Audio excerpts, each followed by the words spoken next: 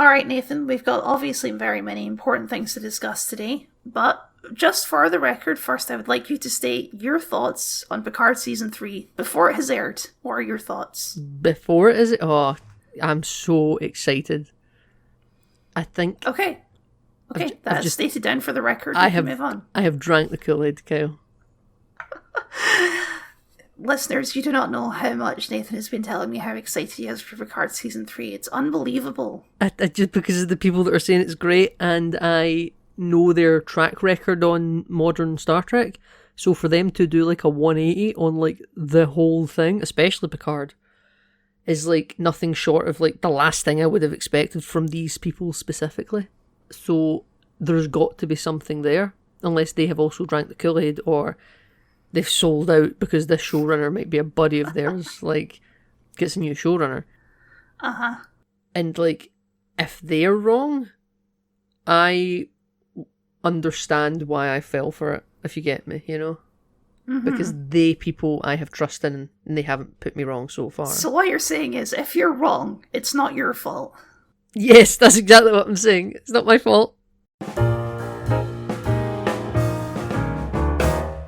Okay, well, to start on our proper topics, I do have one bit of follow-up from our last episodes. Oh, follow-up. So, you'll remember that last time you were very excited because we finally got to see the return of Henry Cavill as Superman. Yeah. And I was hoping you could just give us an update on that whole situation. You know, the new movies have been announced. What's going on there? How is Henry Cavill's Superman looking? Henry Cavill, this really breaks my heart. Henry Cavill Superman will no longer be returning in the future of DCEU in the current slate of things. What? But he signed all those contracts. No. He hasn't signed a contract. He filmed the post-credit scene for Black Adam. He filmed the post-credit scene for The Flash. And I think maybe there's something else, I'm not sure. Those two things though, at least. And then we got the Black Adam one. Word is that James Gunn has had him completely removed from The Flash. And a movie that's still coming out somehow. Apparently Wonder Woman has also been removed from The Flash. Apparently she's actually quite a big part of the new Shazam movie, but she's not been in the marketing. But I think she can't be removed from Shazam because she's in the plot in like a really annoying way. But she has been removed from Henry Cavill because it was supposed to set up the formation of DC going forward, The Flash was. But now they've had to chop it up. So it's still the start of the reboot of DC, but not setting up the return of old actors. It's going to be so interesting when that movie comes out. It's like the movie of Theseus at this point with how many times it's been cut and changed around. Yeah, I know. Like, it was weird because originally they had to cut out Michael Keaton's role in Aquaman to swap in Ben Affleck because it was supposed to come out after The Flash, so Batman will be Michael Keaton. But now it's possible that Ben Affleck's been removed from both, maybe? Maybe Michael Keaton's not in it either. Apparently, what they've also apparently cut from The Flash is the new Supergirl, because she looks too much like Henry Cavill's Man of Steel, and they want, like, I think, like a blonde-haired traditional Supergirl for James Gunn's Supergirl movie. And it has resulted in Henry Cavill looking a bit of a fool, announcing his return into DC via social media, and then not 3 months later posting his time to where the cape has passed. Though James Gunn insists that he's not been fired, he's just not been hired for this next movie. So, right. In terms of specific wording, there is still a way for Henry Cavill to show up in future, because this is about Superman's prequel origins or something, even though we saw that in Man of Steel, but like this is like him on Krypton maybe? I'm not really sure. It's called Superman Legacy. Well, yes, this is our way to pivot into... Recently, like last week, James Gunn released his plans for the DCU going forward, which I'm still unclear if it's a new continuity or if they're trying to do the same continuity. They're bringing back a lot of the old actors, but not all of them. It's a big old mess, which is kind of not what I assumed was going to happen. I had presumed that this James Gunn reboot was going to be a complete Iron Man 2008 start of something situation. you know? Right, that's what I assumed as well. But then some people pointed out, well, he done the Suicide Squad movie and he made Peacemaker. He doesn't want to erase his own continuity, surely. Those are his movies. But I was like, well, this is supposed to be like a big, bold vision. Like, surely he has to. And people are like, no, he's not going to erase John Cena. He won't. And he didn't, because they've said that The Flash is one of the best superhero movies ever made, apparently. And they are going to use that to launch the new DCEU, or just DCU now is what I thought they should have done 10 years ago, to just kick it all off. That's it. We're starting anew with some of the same actors. It's going to start a whole new plot thread. And yes, they have histories in the Snyder world that we're now leaving, that I mourn the passing of. But it doesn't matter. Some actors are leaving, some actors are staying. And that's just what we got to accept. They are pivoting a lot of the success of this on that Flash movie in a way that I don't think is a good idea. Everyone that has seen it has said it's really good. Okay. I also say that about Picard Season 3. Well, I'll tell you what I find kind of interesting about sometimes how Hollywood can work. So I think right now The Rock is quite upset and salty about the way DC's went. You think? Well, on social media, he acts a good sport. He admitted you win some, you'll lose some to some journalists, and he's just sad that he's not going to be part of the next phase of DC, though he did kind of keep the door open to returning at some point. But he is a producer, I believe, on the new Shazam movie, and trailers and stuff have been coming out for promo, and he has not said a word about it. Even though it might be one of his movies, I think. I should have Googled this, but I'm sure I heard he was a producer on it. And, you would think he would just openly promote it because product, go get people to see it. But, he clearly doesn't care. Yeah. So if that's true and he is a producer on it, I could just Google it right now. Then, it doesn't always mean because they're attached to something that they need to say it's good. They could just shut up. And everyone is saying The Flash is great. Why would they say that considering the star of it is a complete menace? Yeah, it's a weird situation. Anyway, I have the list of DC announced projects in front of me. Who knows how many of these will actually happen? It may be a Marvel thing where they change around and all this. But so we have the one that you mentioned already, Superman Legacy. Some sort of Superman, not origin, but also not current, some sort of early stage Superman story. Yes, Superman Legacy. Something called The Authority. Apparently they're basically the boys. They weren't originally written by DC, but DC acquired them. Right, okay. The Brave and the Bold, which is the most interesting one, which is a Batman and Damian Wayne or Robin story. Yep. People who don't know, Damian Wayne is obviously Bruce Wayne's son. But supposed to be in sharp contrast to the previous two Robins, but we're not getting the previous two Robins, so we're just immediately jumping into Broody Robin. The previous three Robins, thank you very much. Dick Grayson, Jason Todd. Tim Drake. Tim, I thought he was after, okay. Supergirl, World of Tomorrow. Apparently that was a very, very good comic. Sorry, Supergirl, Women of Tomorrow. So that's confusing. Apparently that was a good comic. Okay, and a Swamp Thing movie? I don't know why they're doing it. Don't have a clue. And it's because phase 1 of this DCU is called Gods and Monsters. So we need at least one monster in there. Yeah, exactly. Well, you could say Batman's a monster, get into the psyche. Is it going to be confusing with two Bittmans? I would have thought so, yes, for general audiences. Yeah, we have Robot Bat and the Brave and the Bold. I mean, Flashpoint will explain it all, so we're good, right? It's multiverses. I really hope so.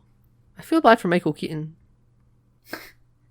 Michael Keaton's doing fine. He's getting used by Sony to prop up Morbius, and he's getting used by DC to prop up just the DC universe at this point. Quite tangent from DC stuff, but do you think that Michael Keaton will show up in Donald Glover's Hypno Hustler movie? Remember that got announced? Isn't he Prowler? Well, no, Nathan, he's Hypno Hustler. This is the the Sony Marvel Cinematic Universe. It's totally different, maybe? Oh, yeah. No, maybe. Depends how much they pay him. I think Michael Keaton will do anything for $1. I think he'll show up in the... Who's that Bad Bunny? Who's he playing? Oh, the Marvel Bane character. El Muerto? El Muerto. He'll show up in that. Okay. He'll show up in Madam Web. I tell a joke, but Hypno Hustler, just because it's Donald Glover, might actually be good. We'll see. Is it the Gambit movie that they've never made but always wanted to for the X-Men? Hypno Hustler, he's like a disco dude who hypnotizes people, and he wears roller skates, I think. All I can think of is Gambit from X-Men Wolverine Origins, or X-Men Origins Wolverine. I think he's a lot sillier than Gambit. Gambit's like an actual character that people like. I don't care for Gambit. It's because there's never been a Gambit movie. I mean, I've watched the animated series. Oh, that's more than me, to be fair. He's a bit silly. Anyway, DC also has TV projects. Yeah, so, they're really trying to tie it in. They're trying to beat Marvel out the gate. They got Creature Commandos, a 7-episode animated show in which Amanda Waller creates a Black Ops team out of monstrous prisoners. Okay. Yep, with the Weasel Man from Suicide Squad. Oh, of course, but it's animated. So that's interesting because James Gunn announced that he wanted to take a more Star Wars approach to it. Yeah, where everything's canon. It's all canon. Which kind of doesn't work because there's already like DC Comics in a separate continuity, but whatever. I know, right? Waller, starring Viola Davis. Which I'm really looking forward to. I love Viola Davis as Waller. I know. It's just weird seeing a show called Waller. I don't know. Booster Golds. I don't know why. I just don't know why they're doing it. People seem to like Booster Golds. I'd never heard of him. I'd only ever heard of him as a character people like. I don't know anything about him. Never, ever. I'll let you continue. I have no thoughts on Booster Gold. He sounds silly. The one that I'm kind of interested in is Lanterns, which is a TV event series which follows the Green Lanterns. Yeah. Jon Stewart and Hal Jordan. I love Jon Stewart. I think that's going to be an interesting show. That could be cool. Could be. And then Paradise Lost, which is a Wonder Woman and Amazon Themyscira origin story type thing. They say it's going to be kind of like Game of Thrones, but on Themyscira. I don't know how that works, considering that's supposed to be like a celestial paradise. Yeah, it does seem odd. It's a weird decision. Oh, so why would HBO be willing to cannibalize one of their own franchises on the same network? Yeah, the overall theme of this lineup is, that's weird. The one woman of the triad of DC heroes is not getting a movie, but a TV show. It's just like the old days. Yeah, just like the good old days. The more things change and all that. It's a shame, because I liked the Wonder Woman movie. I didn't like the second one. I liked the first one. First one's really good. I like Steve Rogers. Trevor. Well, okay, to be fair, we are getting a Supergirl movie, so they're not going away with all the women. Yeah. But I really like the look of the Supergirl we're supposed to get in the Flash movie, though. I feel really bad for that actor.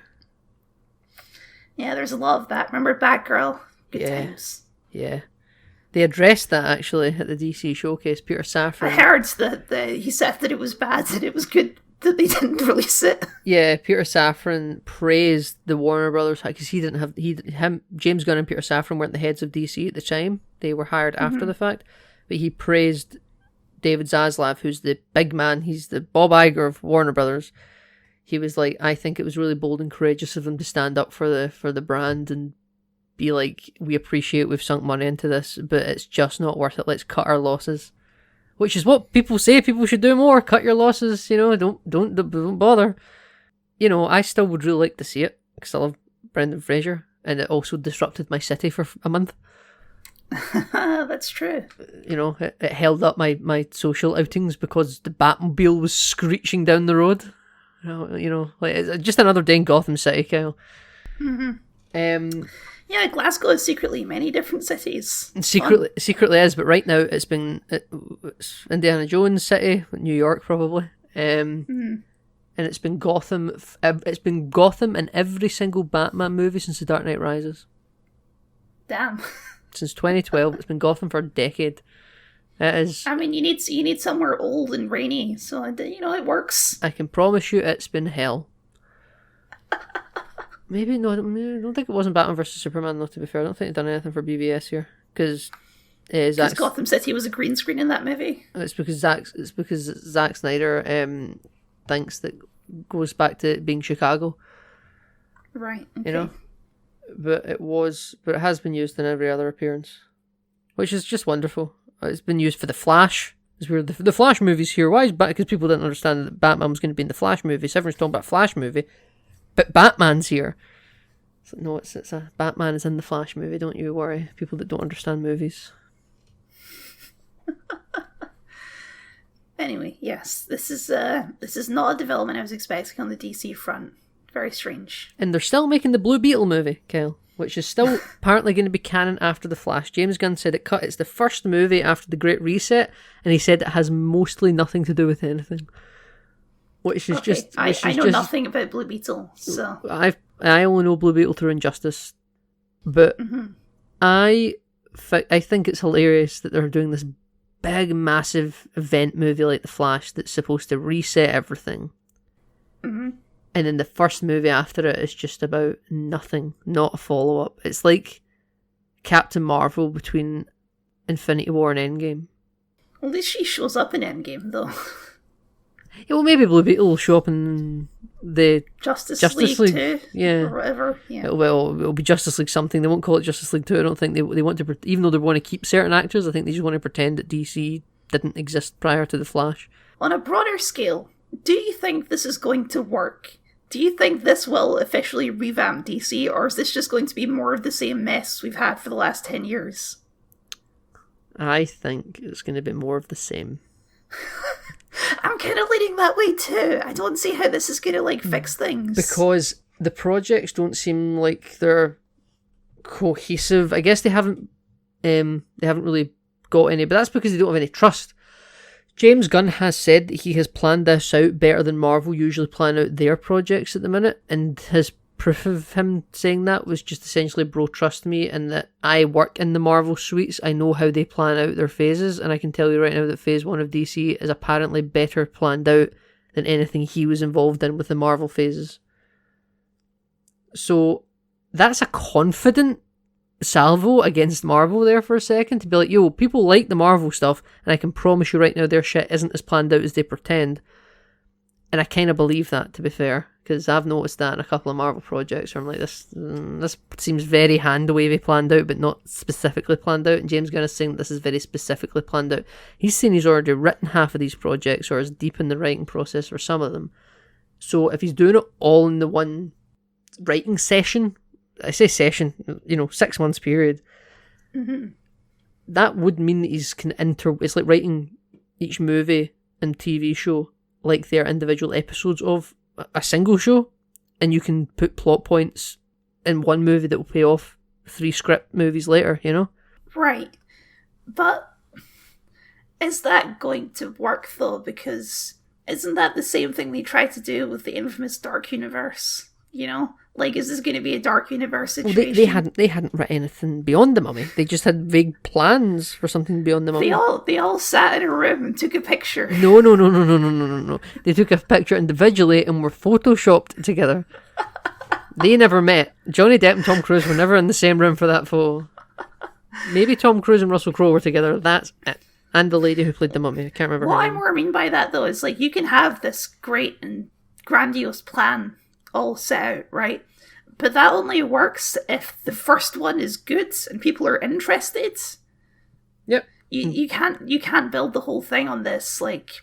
Dude, trust me, it'll all make sense by the 5th movie, because you have to get people invested by the first movie. The thing about DC is people think it's too big to fail because the characters are so well known, and I think they're just going to push it through and trust that there is a plan. For all we know, Blue Beetle's a great movie. Technically not, though it's not even James Gunn's movie because it was in production before he got the job. So his actual first movie that will be, whether it's good or bad, will be on him completely, is Superman in 2025. And that will be really where we start to tell if his plan is going somewhere, even if he's responsible for maybe some cuts in The Flash and stuff to maybe set up a general trajectory. The first stop on his roadmap world tour as Superman, and so we have to give him some time, because even if the Flash is bad, like, it doesn't bode well, but like, it's also not really his fault. He could cut his losses, but it's significantly more expensive than Batgirl was. They need to make money. Another thing people were saying about DC right now is that Warner Brothers has no money. They are broke. Where do they have the money to fund all these movies? That's why when James Gunn done his showcase, it was so cheap and they didn't even have logos. Marvel at least have logos. I like Marvel logos at their showcase events. They like their timelines. But I guess they're betting on Batman Part 2 and Joker Fully Adieu doing gangbusters, because to be fair, we're saying the DCU is a mess. Joker made $1 billion and it cost them not a lot of money to make, and the Batman done great as well, and also it cost more than the Joker, but it didn't cost relative to its budget, so they do have some money. I mean, yeah, broke for a movie studio is not the same as regular broke. Yeah. But if they want to tell Supergirl, Woman of Tomorrow, that's apparently a very expensive story if you want to adapt the set pieces, and it's quite a big art movie, you know, like the art in the comic book was quite spectacular and amazing. So to do that justice, it's not Avatar, but it's a lot, you know. We're good on DC. Do you have anything more to say on DC stuff? Henry Cavill, I love you. He's gonna be in Warhammer. You gonna get into Warhammer now? I don't know what a Warhammer is. It's in the name, really. Well, yeah, but a gravity hammer in Halo, right? I'm happy for Henry, very happy for Henry. But I wanted him to be Superman again. It is what it is. I'm not going to be one of those toxic people that boycott the franchise. I'm accepting what they're going to do going forward. James Gunn's got some goodwill within me personally. I am underwhelmed by the slate. We just had Man-Thing and Werewolf by Night. Is that what he's called? Man-Thing? Yes.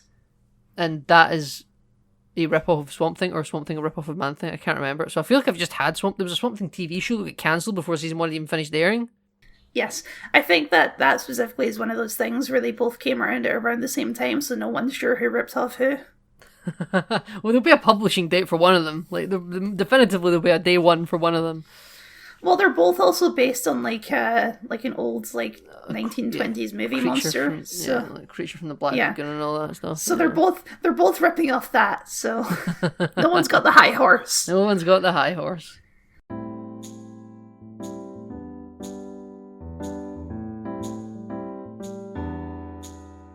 All right, this is gonna be an episode of death, to be sure. Lots of things dying. Henry Cavill Superman is dead, and another thing that may be dead is Halo. Shall we talk about that for a little bit? Oh Lord, yeah. Let's talk about Halo. So to set the slate, Microsoft had a massive layoff thing across all of its branches, but specifically they had a lot of video game layoffs. And one of the most heavily affected was 343 Studios, who makes Halo currently. At time of recording. Yes, and this included, the guy. I can't remember who exactly, but, the guy. The main Halo dude. Joe Staten? Yes. He never got laid off, he just went back to Microsoft Publishing. Sure, but he's not at 343 anymore, is the point. Yeah, he's not at 343 anymore. We also don't really know Frank O'Connor is anymore either, but he still says that he works for Microsoft. Right, but after that, there was rumors and there was leaks that Halo is basically dead, and they put a thing on their Instagram and their social media that was no, it's not. That it was a very very brief message. It was damage control. It was fire hazard. It was get the hoses. Oh, Halo. Look, I don't think either of us were super hot on Halo Infinite. To be fair. Yeah. It's not a shock to me that Halo Infinite was not the next 10 years of Halo as they promised. Yeah. I'm just depressed, Kel. I had hope that maybe they could do a Destiny and they could flip it around. Whereas Destiny 2 at launch was awful. Yeah. And now it's a fairly successful game. And it's very different. They've changed it into a live service game for real. I know Halo's multiplayer was always free, but its campaign cost money.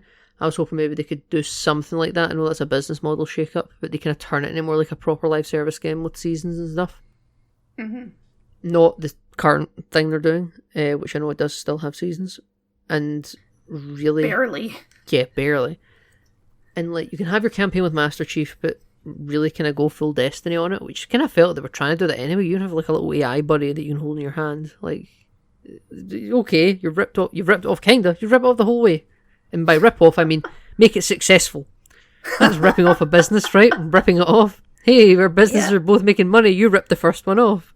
Success is built on the shoulders of giants and all that. Exactly. And, you know, Bungie knew what they were doing when they were making Halo. And I think 343 are still, after a decade, they're still kind of trying to figure out what they want to do after Bungie. All they've been doing for the last 10 years is trend chasing. Yeah. But it's like, do a good one. What Halo 4 was Call of Duty. The story, I know you disagree, but the story of Halo 4 was quite good, but the multiplayer was just Call of Duty. For Halo 4, the gameplay was Call of Duty. The story was more... There was a trend in that era of, like, humanizing those old classic protagonists. Like, you had the Wolfenstein games as well, things like that. Yeah. So that was also a trend at the time, was taking these old, like, action stars and making them more human. The Expendables. You know? Sure, yeah. Sylvester Stallone. Halo 5 was... Titanfall, yeah. Fast-paced MLG shooter multiplayer with slides and thrusters, and you know what? Actually, quite a good gameplay. But the story was as divisive as Marmite. You know, like... I believe we have called it The Last Jedi of Halo. We have called it The Last Jedi of Halo. Like... That, and even if for people who like it, the division it caused is not a good thing for the franchise. Sure, yeah. And then Halo Infinite was this bold flashpoint restart of the Halo universe.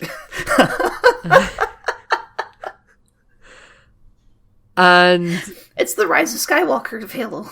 It just didn't do anything. It just kind of quietly... nothing to people. It didn't please the ones that like it that much, and it also didn't really piss off the people that hated it that much either. It just kind of sat in the middle.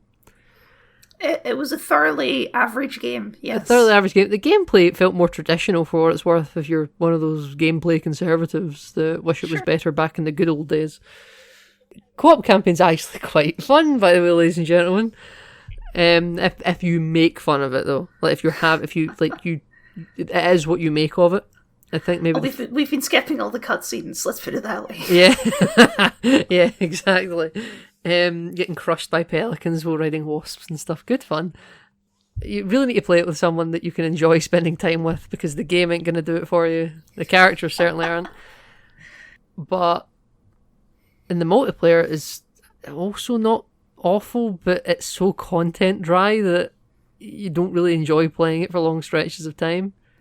That is the fundamental thing. They never seem to have grasped it. It's essential to live service. It's the service part. You need to actually keep putting content in it for people to keep playing it. Yep.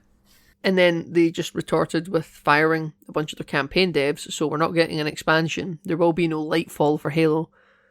And with the post-launch bust-up becoming public of how spaghetti coded the game was, and all independent contractors working on it all separately, and there wasn't like a unifying, I was going to say coder, but you know what I mean? Like some standardized system they were all using instead of just, bodging it all together, has really come back to bite them now that they've actually got to try and service this game. Mm-hmm. And it is strange that maybe the only good Halo game 343 have made that has universal acclaim is the Master Chief Collection. I was going to say Halo Wars 2, but they didn't make that, did they? Yeah, they were just to do with it. They had their name on it. Yeah. But the Master Chief Collection, I think, is really a good... If you're looking for stewards of the Bungie era Halo game, look no further than 343. They've done a great job at keeping RuneScape servers alive, if nothing else, I mean, even the Master Chief Collection, it took years before it was in a playable state. Yes, when it first launched, it was also a mess. It was also a complete mess, but they didn't have to do everything they did to revive it. They could have just forced everyone into Halo 5 and just said, suck it up. Because Halo 5 was around for a number of years. Halo 5 was probably the other Halo game during the MCC rebirth years, you know? And now Infinite's come out. MCC's still getting support. It's still getting free shit. It's crazy. It doesn't cost any money. It has got so much content in it that they built new maps for Halo 3 of all things. They ported, like, I don't really play much MCC because I think maybe I don't know, maybe I'm happy with my memories of Halo more than actually You're not making... that nostalgic. Yeah, but no, I'm nostalgic for the memories I've got, but I don't know if I like have an active desire to build new memories in that land, if you get me. Sure, yeah. But as like an outsider looking in, MCC's a stupidly good value for money. Not a single penny of microtransactions in it. You're getting 6 games for nothing. 5 games? Halo 1, 2, 3, ODST and Reach, 5 games. ODST and Reach you do have to buy separately, but it's also in Game Pass, so like who cares? Yeah, and they're also like maybe small DLC expansions. They're not full game prices. Yeah, I think they're like $5 each or something ridiculous. Yeah, it's not much at all. And people just don't talk about that, and 343 have done a great job with it, but that's just them maintaining it, if anything. But when it comes to designing new product from scratch that they have sole ownership of, because at the end of the day, I can talk about how much I think MCC is great value for money. It's still based off of the work of Bungie. Yeah, they made the games. Yeah, they made the games. They just, catalogued them. And 343 haven't been able to make their own product. And, like, what are they going to do now? Are they going to make a Halo Infinite 2 that skims over the story of Halo 5 and Halo Infinite and just continues off from Halo 4? Who knows? Who knows? It's going to start off with Master Chief just flying away from a destroyed Halo ring and going, oh, thank God we didn't have to deal with that, buddy. That's Atriox dead now.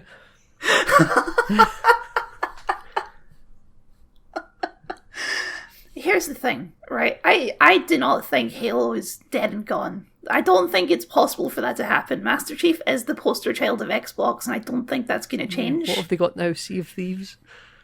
He's in Sea of Thieves. He's in Fortnite. But I am very curious to see how this goes over the next few years, because that Halo TV show is getting us another season. Is that still happening? Yeah, it's still happening. No one likes it, though. No one likes it, which is why I'm shocked it's getting a second season, but it is. I thought it wasn't bad. I still haven't watched it, to be fair. You know what? Good for you, 343. I didn't detest your Halo show, but I don't know why I didn't detest it, because everyone hated it. I don't know why I certainly gave it a pass. I'm usually one of the harshest critics out there. That's why I'm blocked by Star Trek on Twitter. Here's the thing. I have a feeling that as soon as I watch that show, I'm going to have to make a video about it, so I'm just... You're waiting until you've wait until your content dry. You're like, all right, okay, time to watch this shit. You might like it too, though. Well, that would still make for a video, wouldn't it? You know me, I love my contrarian opinions. Yeah, oh, you do.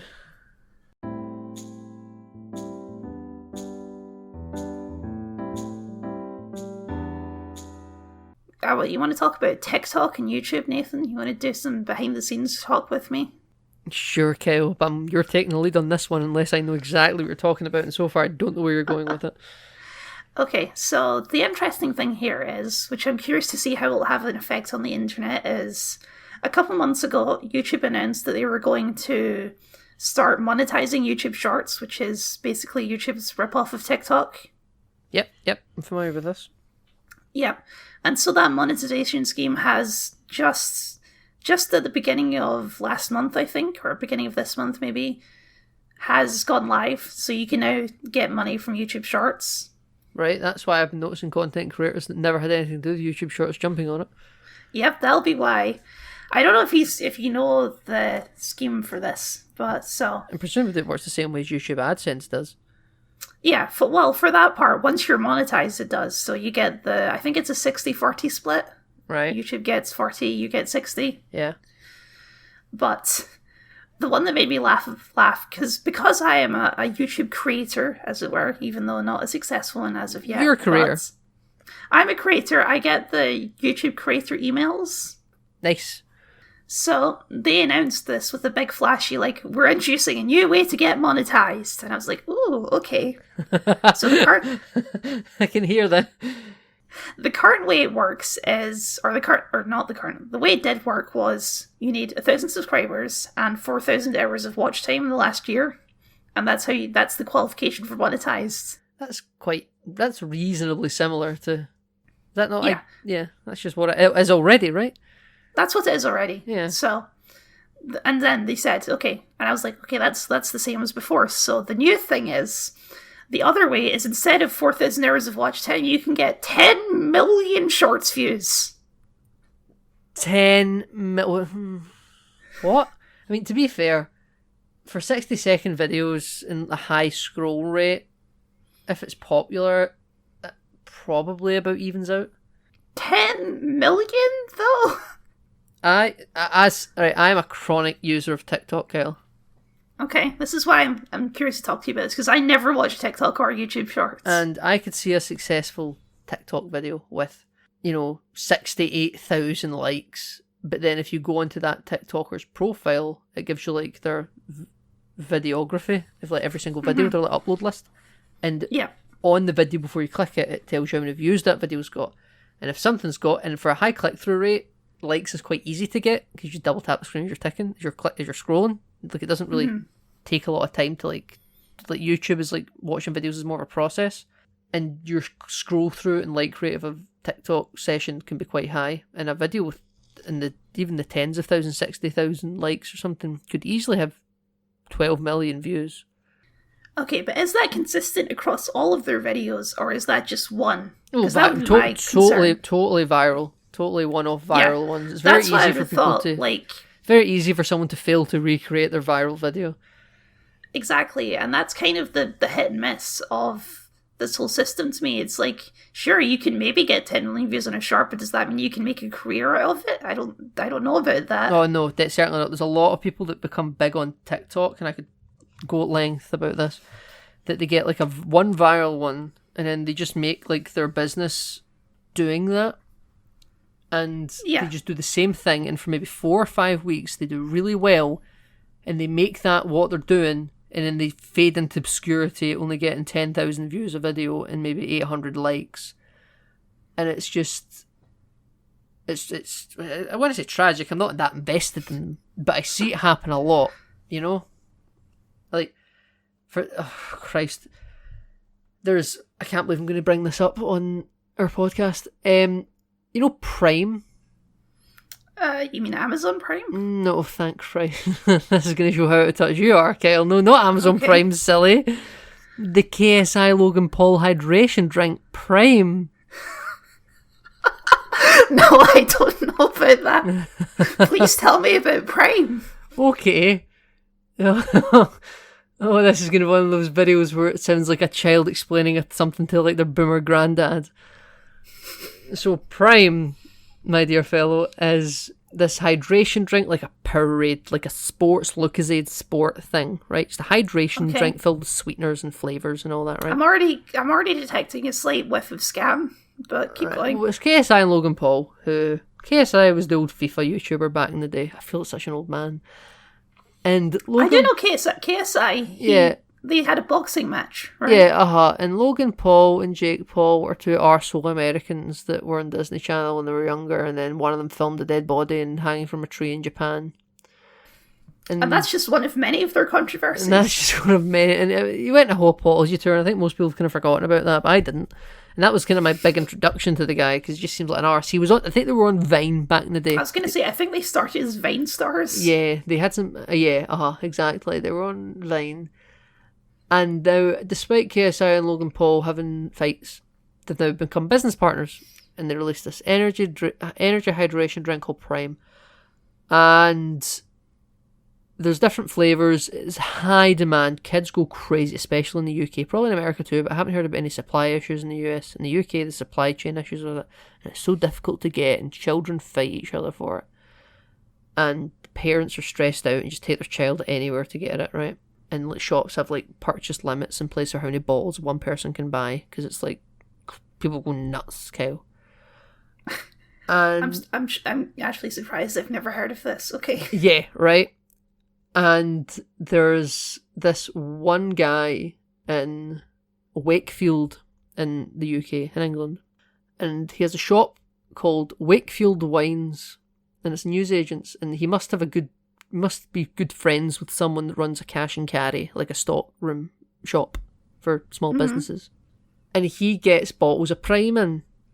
And he does TikToks advertising he's got Prime in. And this has become like a whole TikTok subculture of lots of different news agents doing TikToks to advertise to get Prime in, and everyone goes crazy and rushes to their shop. And he calls his shop Wakey Wines. Wakefield Wines, Wakey Wines, because people in Wakefield called the place Wakey, apparently. Okay. And he gets kids and parents in to buy their Prime. But the gimmick is in the video that when he's talking about what it is, it's like, I've got these kids, they've come from, where have you come from, kids? And they say where they've come from, and their parents are like, what the fuck am I doing in this video? And they're like, okay, that'll be 50 quid, and the joke is he's charging them astronomical prices for these Prime bottles. Yep.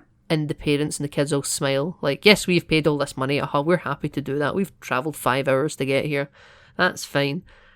And KSI got asked about this guy on, like, Good Morning Britain or something, and he says this is ridiculous, we're supposed to be like affordable hydration drinks, and this guy is exploiting people. Now, in the end, I actually don't think he is charging these prices, but it's good viral marketing, because his TikToks of this are getting millions of views. Each video is getting hundreds of thousands of likes. He went gangbusters with this, right? And he started doing like appearances in like nightclubs up and down the UK, just doing nightclub appearances, right? Like a personality. He runs a news agents. And it's all based around his viral... This story is taking twists and turns that I wouldn't believe. And he's doing these viral TikToks about Prime hydration of KSI and Logan Paul, and it's become like national news up and down the UK. And I've watched over the month of January specifically him become high as anything. He had to get a security guard outside his store and would queue people up. He has like a mobile phone repair shop as his next door neighbour, and like a hairdresser. It's just some shop in like a somewhere, you know? Like, it's not like a special business, it's just a little news agent. He's had to get security guards outside his shop, and he's saying that he's bought this new Rolls Royce to go get his Prime in, and he's got it parked outside his shop, and he must have just rented it or something because he's making good TikTok money. But I'm seeing the views go down, and he's doing all these like paid partnerships for other hydration drinks from the cash and carry probably, and he's making money because all the TikToks are branded paid partnership, not the ones that he does with Prime though, interestingly enough. And it's just him making a business opportunity out of this TikTok virality, but it's not going to last, even though he's probably spent the past 6 weeks making more money than he's made in the last 6 years. And it's... TikTok is just, it does this, it breeds these meme of the month type people, but at like a hyper rate where there can be multiple different memes of the month and they all die off. But people will abandon their career for the 6 weeks of fame and then nothing. And Wakey Wines is just the most recent example of it, except maybe the guy's a bit of a prick into the bargain. That is fascinating. Now you know what Prime is. Now I know what Prime is. I'm not sure that I was wrong about the whiff of scam, to be honest. It wasn't maybe the right person I was whiffing the scam from. Yeah, maybe had the better supply chain issues. Because they're coming out in new flavours and they've switched it from bottles and you can now buy it in aluminium cans and all that. Sorry, aluminum for Americans. I mean, look, I am not that old. I'm maybe even ages with Logan Paul, but I'm too old to get the whole Logan Paul thing. No, so am I. I don't know why kids are obsessed with him. I don't understand. No, it is a sickness. I have friends, people you know, Kyle, who go ape shit for this shit. I have never seen a bottle of it in person. I have never witnessed it in like the same room as me. But people will buy this stuff. And people, like I say, people you know, people I know. And it's crazy. Mad people, it's just a drink. Get some Lucozade Sport. It's the same shit. I was going to say, like, surely it tastes exactly like all of these drinks do, which is like Lucozade. Yeah. Just fill it with sweetener, put a bit of flavour in it, get some water, that's it. But that's what TikTok does on these hype things. You know, TikTok's really good for selling an idea, but it just builds them up to further push people onto the platform and then dumps them. That's why these people that are on TikTok just get such a high... it's like stocks, like pumps and dumps. Remember that GameStop thing where everyone bought GameStop stock? I do remember the GameStop thing. Yeah, and they would just pump up the stock and they would dump it so that it would crash. and the business would essentially lose everything. That's what things like YouTube Shorts and TikTok does to small creators. If they get one viral trend, it drives people to the platform to view the viral meme. They make some money, they make it their career, but they don't know how to run a business because they're just people that have come from nothing, and then TikTok drops them. They lose their monetization, but all the people that went and watched them and came to the platform because of them are now still on the platform, and they lose their monetization probably as well. Which is the crux of the thing that started this Wakey Wines discussion. Well, yeah, I was going to say, because my understanding of TikTok is that the monetization from TikTok itself is actually not very good. There's like, the way it's set up, there's some sort of creator fund where everyone gets a piece of the pie. Some sort of situation. Yeah. Unlike the YouTube one, which is you get money directly from the ads. You don't get all of it, but you get money for every ad that's on the video. Which is interesting to me because it is the first thing that YouTube Shorts has actually done that might actually compete with TikTok, because they've made it more desirable to creators. And I wondered if that will have an influence on TikTok, because I don't know, do you think TikTok's one of these things that's too big to fail now? Or do you think this might actually threaten it? Do you think TikTok's too big to fail? You're asking me if I think TikTok is too big to fail? Yes. Is TikTok too big to fail? I think TikTok has done a very amazing feat of breaking into the market. It somehow is able to do it, because it's just essentially the same as Vine, except Vine wasn't able to monetize it. I think Vine was probably too early for the culture, if you like. I think it probably is here to stay. The only thing that will bring it down at this point, I think, is legislation, because there's serious concerns about it having ties with China and Chinese government. Well, yes. That's why I mentioned current news, because there was like a Chinese spy balloon yesterday or something. Yeah. I haven't shot actually down. read up on it. That was all over TikTok, by the way. That was all over TikTok. Of course it was. People were putting like highway to the danger zone and shit over videos of jets going to shoot it down.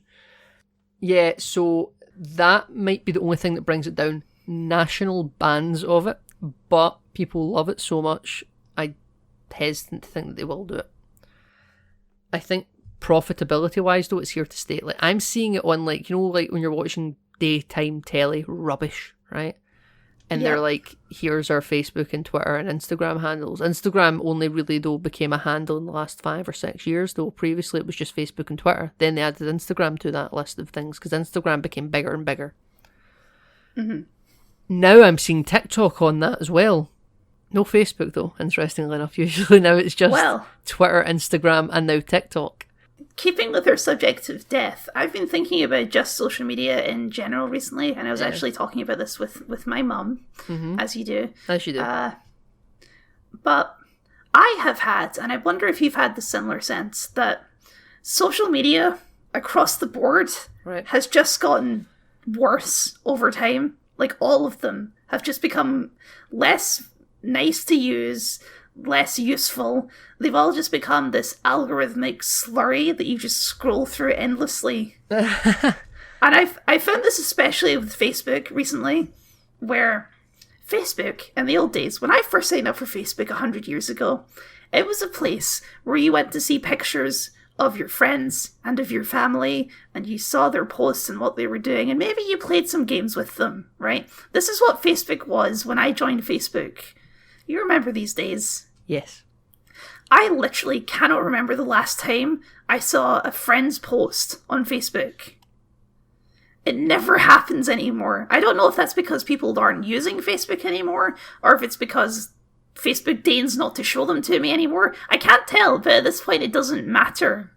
Because Facebook is not... It's not like a personal thing anymore.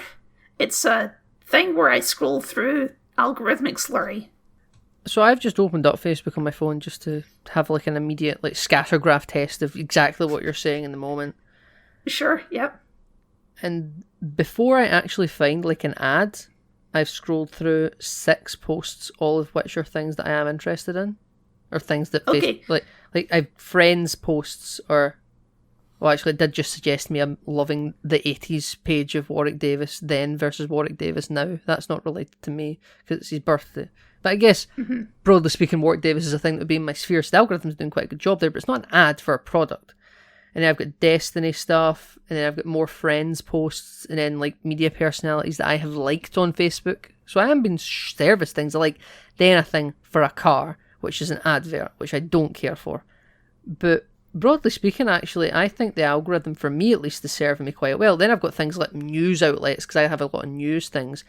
I am quite, at least I think I am quite good at kind of bending algorithms to my will within reason, even if at the end of the day, yes, it's shoveling things to me to keep my retention, to keep me on site, to show me some ads. But it isn't showing me things that is irrelevant to me, and it still is showing me things that do interest me, if that makes sense. Let me rephrase my argument here slightly, because I don't disagree with you. My algorithm also shows me things that I'm interested in. Like, I'll open up my Facebook, let's see, I've got a post about Lego, got a post about Star Trek, got a post about Star Wars, something about Naruto, right? These are things that I'm interested in and have expressed interest in, but just because I'm interested in them doesn't mean that they're actually worth my time. And that they're actually a valuable thing for me to be doing with my time is just seeing posts about a thing that I like. Because that's all I end up doing. I'll scroll through and it's like, oh, there's some fan art of FemShep. Cool. Yeah. So, yes, I mean, social media is... Remember what people said this about Facebook years ago? Or in products in general, if the product is free, you are the product. You know, people talk about selling your data and all that. On advertisers and blah, blah, blah. It's just more of that. It's evolving. And as Facebook does evolve, you're going to get more of that. Okay, but I don't think that's good. No, I've been thinking about it a lot because I have honestly been contemplating just deleting Facebook off my phone entirely. And I understand that completely. I still enjoy Facebook. I do see plenty of posts of my friends and what they get up to. And my family and whatnot. So I still enjoy Facebook for now.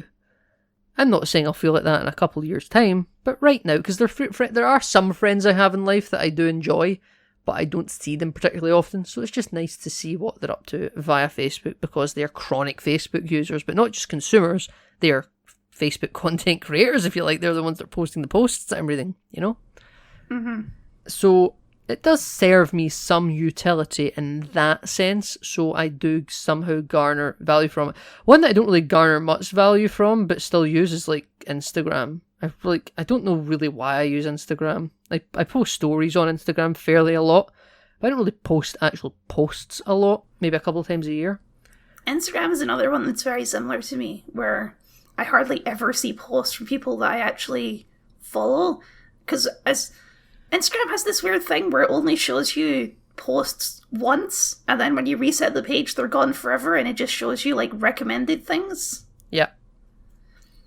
So yeah, it's just the same thing. It's just, you just start scrolling, and it's not like full brain work, you're just sort of looking at things with your eyes glazed over as you just keep scrolling down. And more and more, I've been thinking that, like, this is just a worthless use of my time. I think you are waking up to what people that never ever got into social media think about social media. Because maybe so. You're not telling me anything that I haven't heard from someone else before. But the difference is, they were people that weren't in the machine. They never joined. They just see other people do it and go, oh, that's just awful. Look at them. Look at their brains. Turn to mush. But you're saying it as someone who's inside the system, which is a very good point of self-realization you're coming to. You're like Neo leaving the Matrix. If you do it, of course. So do you not think that things have gotten worse recently? I feel like I don't think, as much as you're flattering my ego saying that I've come to some sort of self-realization and that's good for me, I do think that this has been triggered by just generally things getting worse than they used to be. No, I think things are trending more in like a commercial way because they're trying to increase profitability for the business. But broadly speaking, I don't think there's been like a violent jolt, unless it's just it's like a slow rising water line that's covered your mouth, and now you're going, oh my god, now I can only breathe through my nose, how long before I can't breathe at all? But I haven't seen any sharp increase in a way that has alarmed me. It's like when people talk about putting lobsters in pots, or like crabs in pots, where like you just slowly turn it up. You don't put them into boiling water. You just leave them in there and slowly turn it up. I think that's what social media has been doing for years now. But the way you're saying it, it's like if something's happened, they've turned it up too quick and you've clicked.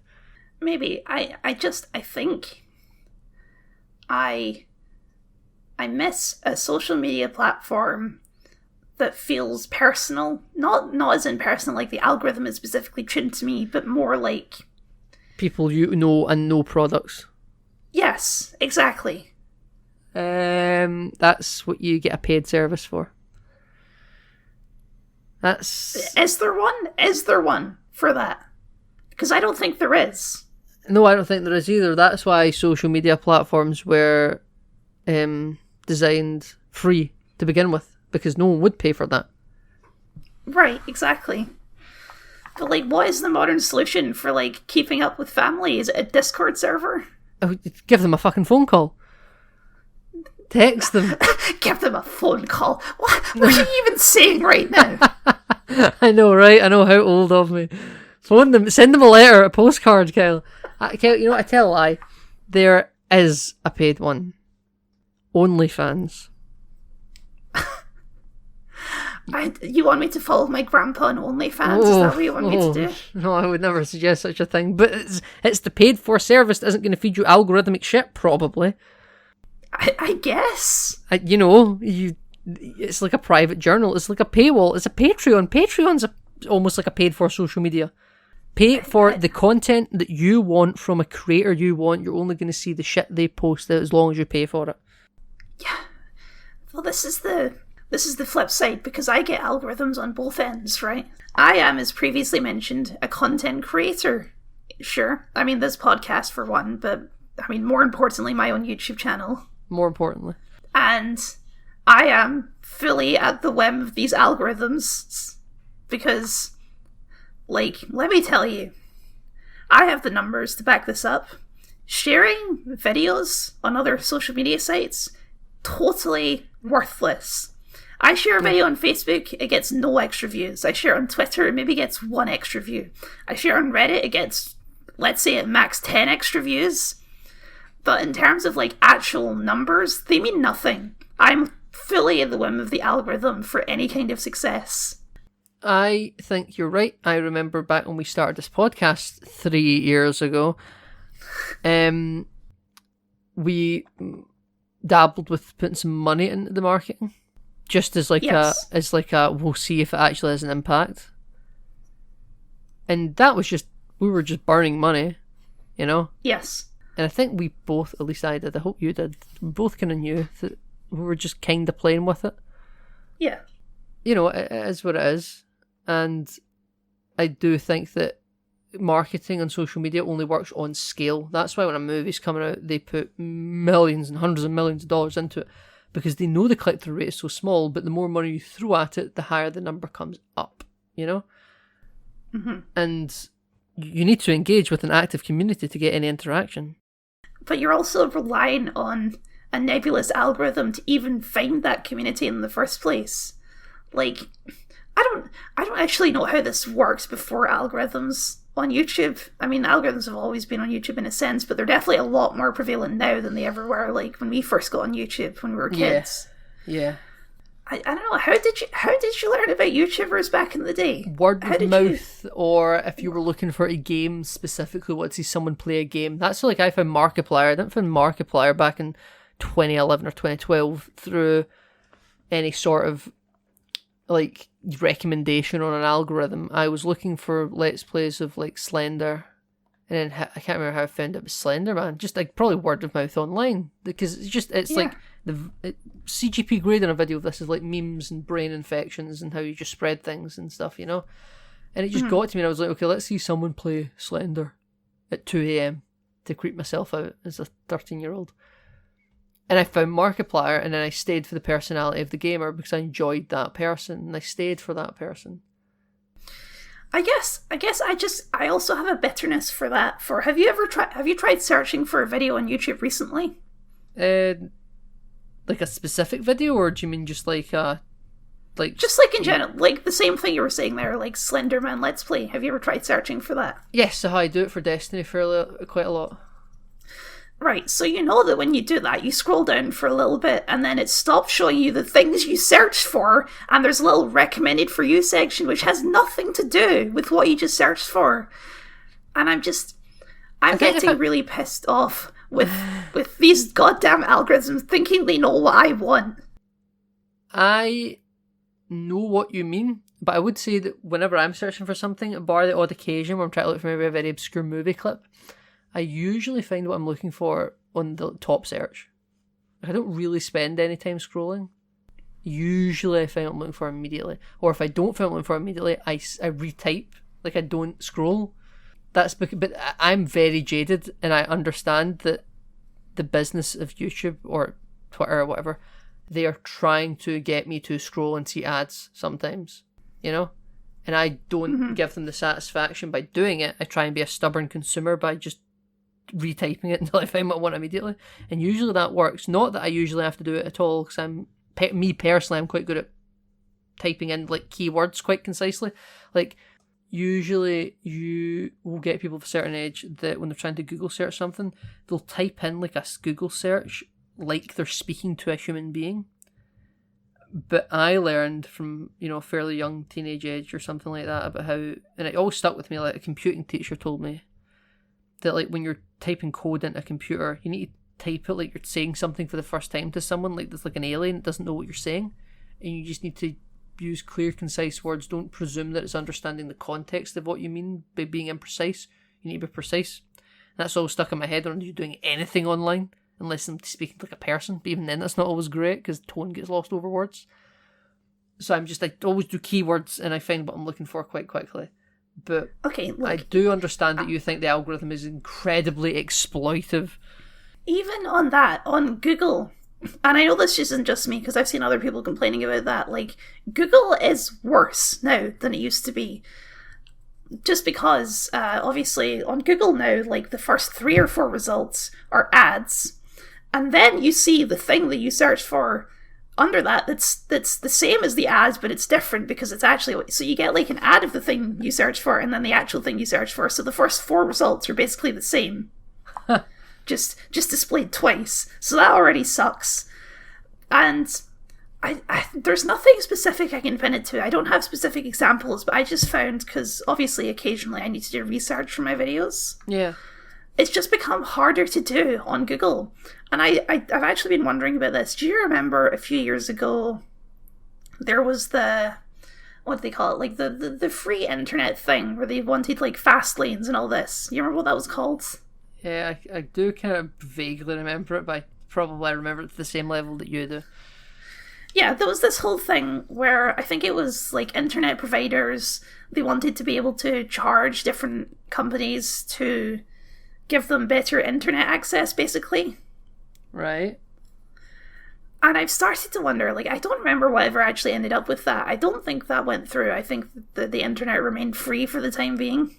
Yeah, was that like the whole net neutrality thing? Net neutrality, that was it, yes. Yeah, there we go. We got there.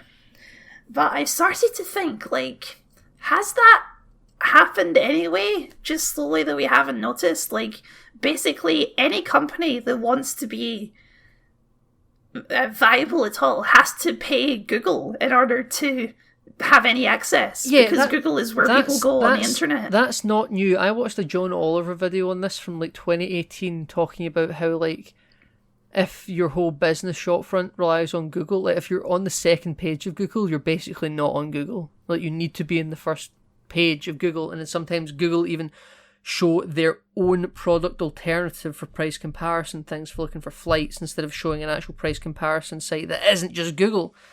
Or on Amazon, if Amazon start to like rip off your product with their own alternative, that'll basically kill your business, because you're competing on the marketplace with the person who owns the marketplace.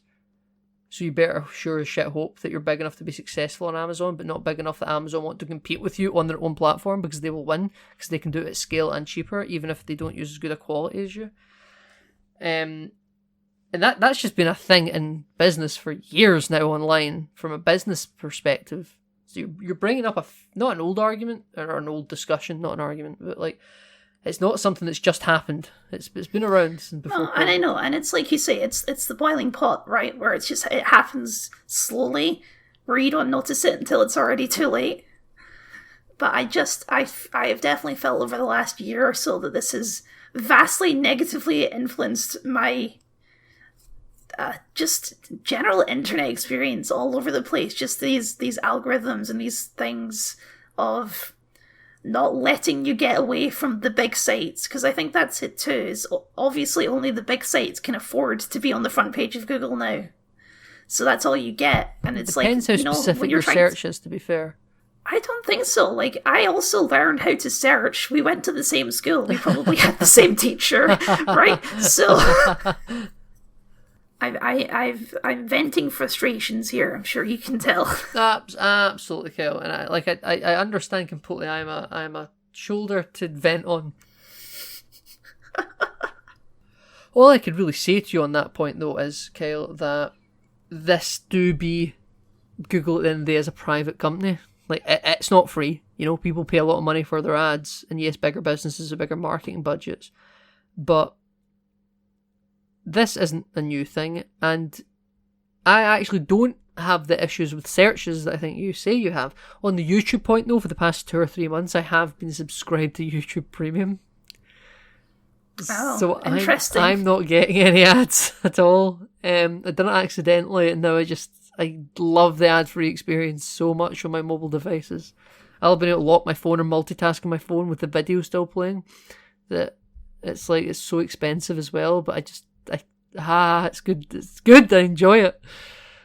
Because I use YouTube a lot. It's not like I don't use YouTube. Is that the solution then? I have to cough up the money to have a good internet experience. It's quite a depressing commentary, isn't it? But yeah, I mean, that's the world we live in, isn't it? It's the world we live in. There is a free internet. For what it's worth, most of my internet interaction still is free. I don't pay a dime to Twitter. I haven't subscribed to Twitter Blue yet. And Twitter's still working fine for me. It's as toxic as ever, but I am, and as are you, we are internet literate people. We are internet social media savvy. We know how to walk the streets safe at night on Twitter. I did see that on the topic of this, that Twitter is going to start like monetization for people on Twitter. I don't know if you saw this. That's just going to encourage people to post bullshit viral tweets for interactions.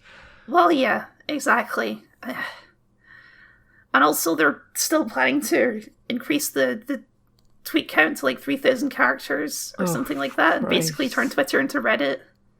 Christ. You know, I never really got into Reddit. I do use Reddit, but very sparingly. Like, I don't upvote posts or anything like that. I don't comment. I just sort of observe it. It's very bad of me, but I only use Twitter I only use Reddit for self-promotion. All I do is post my videos there and then leave. I know you're kind. I see them on Facebook. But, like, do you have like an optimistic outlook on this? Or do you think you're going to quit the internet? I can't quit the internet. That's not feasible for life. Well, you could. Then you just call people, you know. I mean, no, because I like making stuff on the internet. I like doing my YouTube stuff. I like making this podcast with you. We just post shit and go offline when we're not recording. I have certainly been feeling a sense of, like, I mean, this is an ancient cliche, but like, it really is true that the internet is not real life. Yeah. And you have to just constantly, while using the internet now, like, remembering that the internet is not real life. Even we are getting more and more into a world where the internet is the only life for a lot of people. Very Ready Player One of you. I mean, do you know what I mean? Especially after the quarantine stuff, like, a lot of people's, including mine, my social life is almost entirely online for the most part. Yeah. So I mean, obviously it has been for years because I moved to across the world. You crossed the ocean. I get that. I do understand that. So it can be difficult to detox. No, it's not like you're getting serviced ads and private DMs. Not yet. Not yet.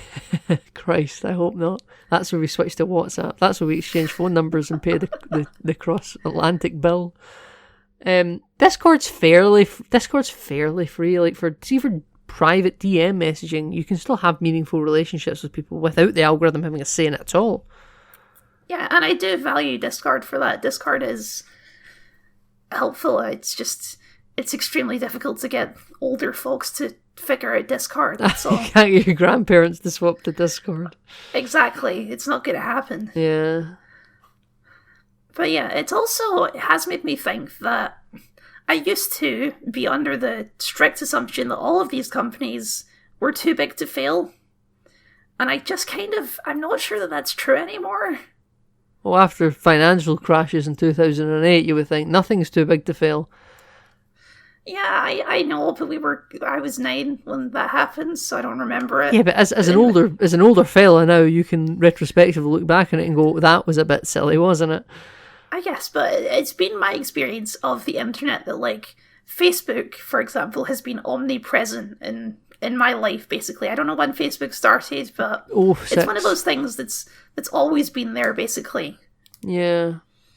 But just in the last year, I'm like, maybe Facebook isn't going to be around forever. Oh, it's maybe the metaverse, Kyle. It's the metaverse.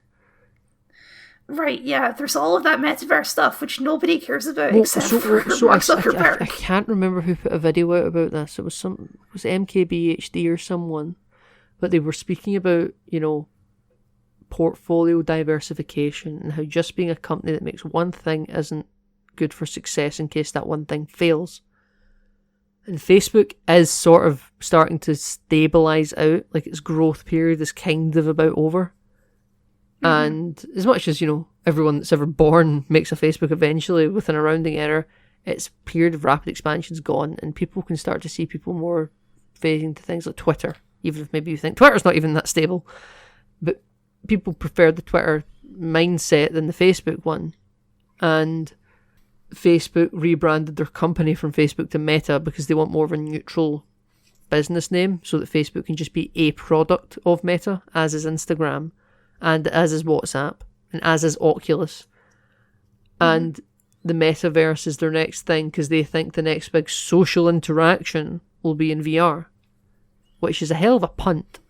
But if they're right, they're in the door before anyone else is, basically. Is that a future you want? If it's the next evolution of the internet, I don't really have a say in it. And I should note, to clarify, from my perspective, I have like an offline life, Oh yeah. Like, and as do you, and it's internet's only maybe 50%, maybe less. 50% is probably giving it too much. In terms of my time enjoyment, because I play video games with you and other people and stuff, and I scroll TikTok all the time, and I'm maybe terminally online, but I have a social life off of the screen, off of my OLED, and I arrange a lot of my in-person life through the internet and I meet people in the real world, and I enjoy doing that. And when I'm out for dinner, if I'm at the movies, or if I'm out having coffee or whatever it is, it's good to not sit and be married to the algorithm for 9 hours or however long it is, even if when I'm out for dinner I still post a photo of my dinner on Instagram. But if I have to take a VR headset out to a restaurant with me, then maybe I'll start having some objections. Oh god, you're giving me such a depressing thing now, where you go to a restaurant that's just like blank white walls, and then you put on the VR headset and it projects a restaurant around you. It becomes the desktop of whatever restaurant you want to be in. Oh god. You know what, Kyle? Maybe it's the techno-optimist in me, but as part of that, I think it'd be kind of nifty. That already exists, There's like these like VR rooms where like... Yeah, I went to one for my birthday. Mm-hmm. It was we went to like an arcade that's opened in Glasgow, And in the arcade, they have these VR like tennis courts, and you can get up to 5 people in them. And it's just this empty box, but you put on the headset and you do like a free-for-all deathmatch game where in the headset it constructs these barriers and walls and, corridors.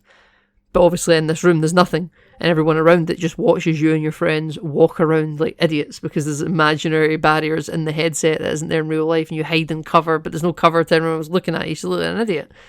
And it's good fun. It's good fun. You're just an empty room, but the game makes it seem like so much more. And that was good fun. I enjoyed it. Maybe not for eating though. You get skin for your fork. I mean, you'd still have to have the food, but it would just be like a sort of like grey cube that they sort of project flavour onto. And that's what replicator food is in Star Trek, to the best of my knowledge. It's all just resequenced proteins that they just project flavour onto, but really its nutritional value is good. Like you can't get obese and fat and I never unhealthy. thought it would be it, but I guess it'll be that guy in Star Trek who's like, actually, I prefer the real unreplicated foods. It has a better, deeper flavour to it. But what happens if animal cruelty is outlawed by then, so you can't get a steak? Well, then I guess I'm fucked.